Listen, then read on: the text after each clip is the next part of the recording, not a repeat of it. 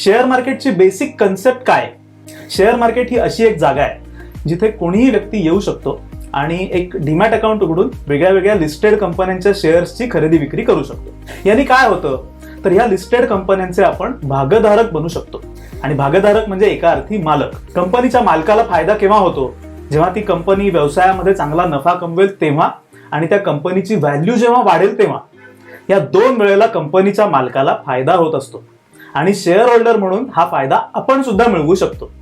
आपला जो भारत देश आहे तो सध्या प्रचंड मोठ्या प्रगतीच्या रस्त्यावर आहे आणि या आपल्या प्रगतीच्या सगळ्या एन्व्हायरमेंटमध्ये आपल्या कंपन्या सुद्धा चांगली प्रगती करतात। या सगळ्या प्रगतीचा जर का आपल्याला बेनिफिट घ्यायचा असेल तर आपल्याला शेअर मार्केट शिकलं पाहिजे, विषय शिकला पाहिजे। नुसते आज पैसे लावायचे उद्या लगेच श्रीमंत व्हायचं ही अपेक्षा धरून जर का जुगारी मानसिकतेने आपण या शेअर मार्केटमध्ये आलो तर काही होणार नाही। पण जर का विषय समजून घेऊन आपण ह्या शेअर बाजारामध्ये हळूहळू एंट्री केली तर आपण अतिशय छान ह्या सगळ्या प्रगतीचा फायदा घेऊ शकतो।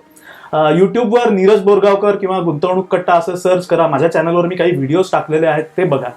हा विषय शिकून घ्या, याच्यामध्ये प्रचंड मोठी संधी आहे आणि तुम्ही जेवढं जास्त शिकाल तेवढा जास्त याच्यामध्ये तुम्हाला फायदा करून घेता येईल।